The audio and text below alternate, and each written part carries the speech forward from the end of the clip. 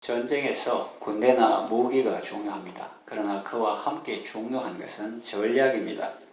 한국 사람이라면 누구나 다 좋아하고 존경하는 이순신 장군은 정유재란 때 명량해전에서 12척의 배를 거느리고 그보다 10배가 넘는 외적과 싸워 이겼습니다. 적에 비해 병선 수도 적고 군사들 수도 적었지만 주도 면밀한 전략이 있었기 때문입니다. 영적 전쟁에 있어서도 마찬가지입니다. 교회가 영적 전쟁을 할 때 교회가 가진 자산이나 교인 수도 어느 정도는 중요하겠지만 가장 중요한 것은 전략입니다.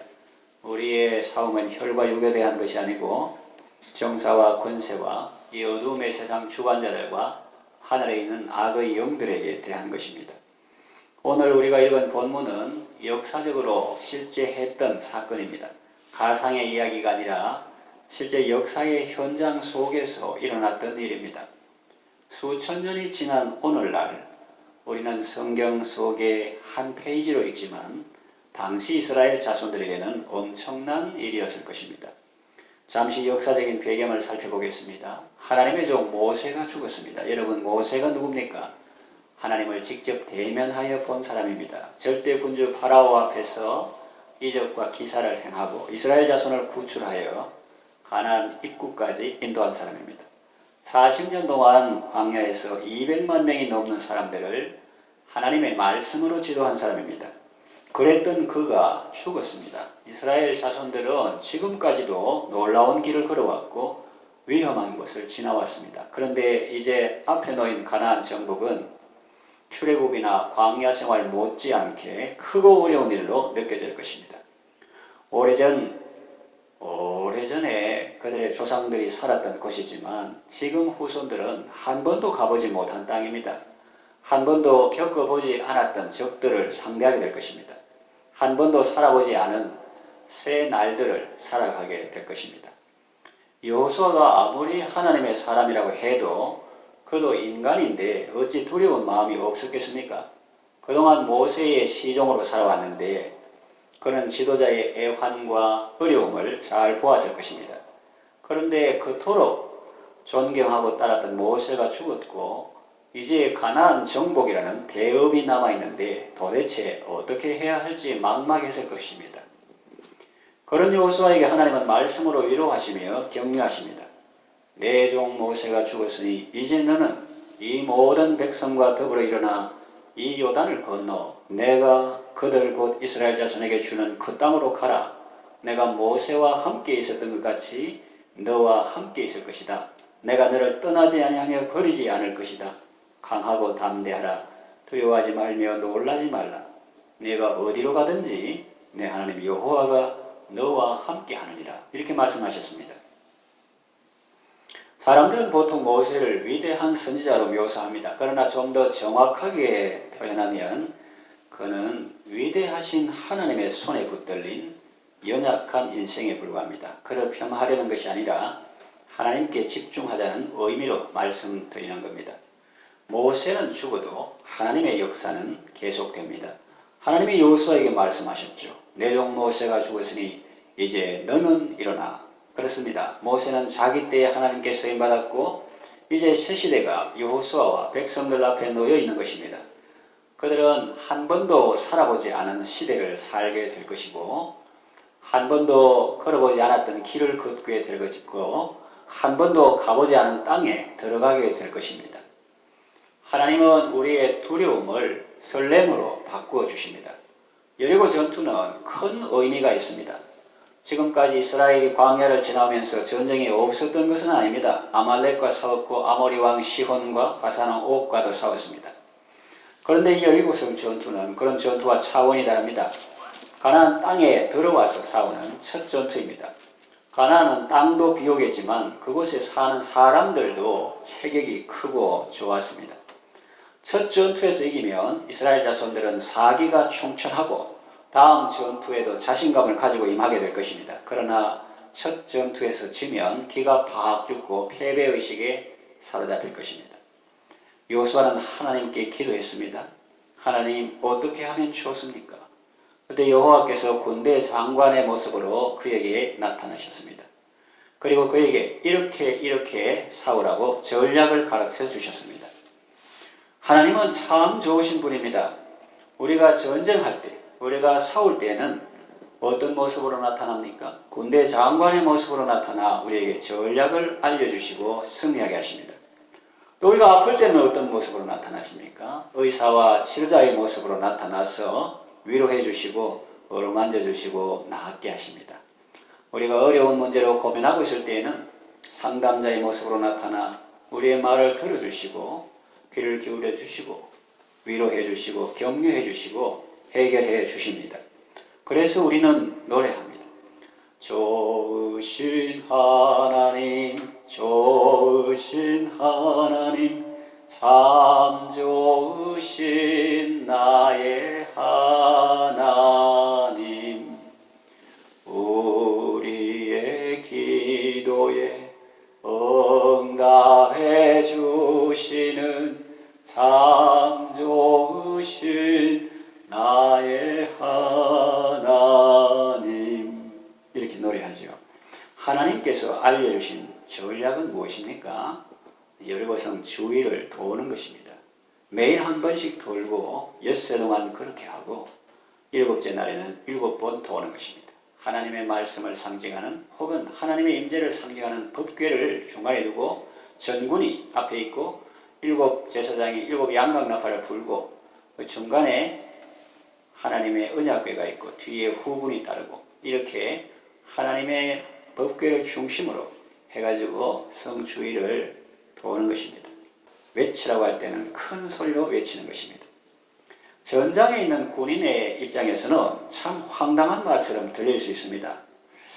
적에게 안 보이게 숨어가지고 최신 무기, 고성능 무기로 공격해도 모자랄 판에 완전히 노출된 상태로 적의 바로 눈앞에서 성을 돌라고 또 외친다고 성이 무너져 내릴까? 전쟁을 입으로 하나? 이런 말을 하는 사람도 있을 것이고 그런 생각이 들 수도 있었을 것입니다. 그러나 여호수아와 그 백성들은 하나님의 말씀에 가감하지 않았습니다. 수정하거나 보완하지 않았습니다. 하나님께서 여호수아를 통하여 들려주신 말씀 그대로 행했습니다. 첫날도 둘째 날도 7째 날도 하나님께서 말씀하신 그대로 순종하고 그대로 실천했습니다. 그럴 때 여리고성이 무너졌습니다. 우리는 한 번도 살아보지 아니한 2023년 새해를 지금 살아가고 있습니다. 우리 앞에 거대한 성과 수많은 적들이 있습니다. 고금리, 물가 인상, 고용 절벽이라는 말들이 사람들을 우울하게 합니다. 이런 물질 현상적인 세계뿐만 아니라 영적인 세계도 만만치 않습니다. 청년들이 결혼과 출산을 기피합니다. 교회 안에 젊은이들이 사라져갑니다. 가난한 신자가 증가합니다. 하나님의 가치에 반하는 법안들이 발의되고 있습니다. 환경만 보고 사람만 보면 기죽을 수 있습니다. 침체될 수 있습니다. 그러나 하나님을 바라보면 하나님은 우리에게 힘과 용기를 주시며 위로하시고 격려해 주십니다. 내가 너를 떠나지 아니하며 버리지 않을 것이다. 강하고 담대하라. 두려워하지 말며 놀라지 말라. 네가 어디로 가든지 내 하나님 여호와가 너와 함께 하느니라. 하나님께서 우리에게 말씀하십니다. 너는 전략으로 싸우라. 승리는 지략의 많음에 있느니라. 잠언 24장 6절. 하나님께서 우리에게 주신 전략은 무엇입니까? 성경에 나오는 것을 우리가 요약해서 정리해보면 예배를 생명처럼 귀하게 여기는 것입니다. 기도를 호흡처럼 하는 것입니다. 전도를 생활처럼 하는 것입니다. 배우고 훈련하는 일을 평생토록 하는 것입니다. 주님께 하듯 봉사하는 것입니다. 하나님의 말씀은 얼핏 들으면 어리석게 느껴지고 비합리적이라고 생각될 수도 있을 것입니다. 그러나 명심하십시오. 하나님의 미련한 것이 사람보다 지혜롭습니다. 이스라엘 백성들이 요단을 건너 가나안 땅에 들어왔을 때 제일 먼저 한 일이 무엇입니까? 제일 먼저 한 일. 그것은 기념비를 세우고 또 할례를 받는 것이었습니다. 인간적으로 생각하면 그게 가당키는 한 일입니까? 적이 코앞에 있고 적 가운데 들어왔는데 한시바삐 전열을 정비하고 무기를 갖추고 정보를 얻는 것이 중요하지 않습니까? 그런데도 그런 일보다 먼저 기념비를 세우고 할례를 받았던 것은 그것이야말로 그들에게 생명처럼 중요한 일들이었기 때문입니다. 하나님을 찬양하고 하나님이 예배하는 것이 중요했어요. 할례받고 세례받고 거듭난 삶을 사는 것이 중요했습니다. 우리는 하나님의 백성이다, 하나님께 속한 사람이다, 그거 중요했어요. 할례가 왜 중요합니까? 언약의 백성으로 인침을 받는 것이 왜 중요합니까? 요즘 말로 하면 거듭나는 것이 왜 중요합니까? 그것은 거듭나지 않은 사람에게는 어떤 영적인 일도 기대할 수 없기 때문입니다. 그가 비록 세상적으로 큰 일을 하고 교회당 짓는 데 헌신도 많이 하고 헌금을 많이 했다고 해도 육으로 난 것은 육이기 때문에 그 모든 것은 육신에 속하는 것이지 영적인 것은 아무것도 없는 것입니다. 극단적으로 표현하면 그 사람은 사업을 하고 영업을 하고 자기 일은 했을지언정 주님의 일을 했다고 말할 수는 없는 것입니다. 여호수아와 이스라엘 백성들에게 있어서 기념비를 세우고 할례를 받는 일은 어떤 가시적이고 물리적인 무기를 갖추는 것이나 전제를 정비하는 것보다 더 크고 중요한 일이었습니다. 우리에게도 그렇습니다. 예배를 생명처럼 여기는 것이 우리의 전략입니다. 예배를 포기해가면서까지 우리가 추구해야 할 것은 아무것도 없습니다. 군인이 훈련하지 말라는 말 아닙니다. 학생이 공부하지 말라는 말 아닙니다. 그런 것도 중요하지만 정말 전쟁에서 이기려면 하나님의 가치를 존중하라는 말입니다. 군대 내 동성애는 무질서와 전투력 약화로 이어집니다. 학생이 좋은 성적을 얻고 지혜를 얻으려면 다니엘과 그 세 친구들처럼 성결한 삶을 살고 예배의 삶을 살아야 한다는 말입니다. 다른 걸 무시하거나 포기하는 말이 아니라 모든 일에 있어서 예배를 우선하는 삶을 살라는 말입니다. 여호수아와 이스라엘 백성들이 자기들의 지식과 전략을 세웠다면 어떻게 됐을까요? 가나안 전쟁에서 절대로 승리하지 못했을 겁니다.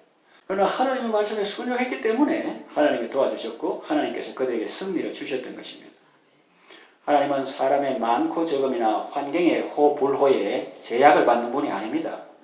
우리가 어떤 상황이든지 하나님을 바라보고 그 말씀에 순종할 때 하나님은 그것을 통하여 우리에게 복을 주십니다.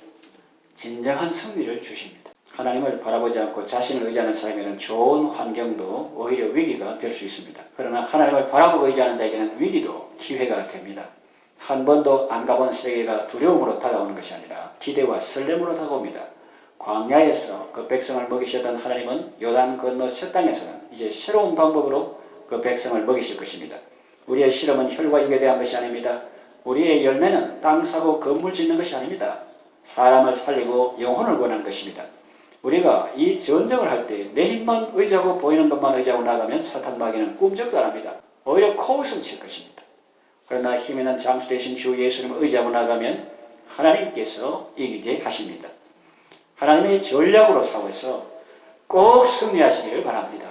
하나님 아버지, 여호수아와 이스라엘 백성들은 사람들이 난공불락이라고 하는 거대한 성 앞에서 하나님을 바라보고 그 말씀에 순종함으로 승리했습니다.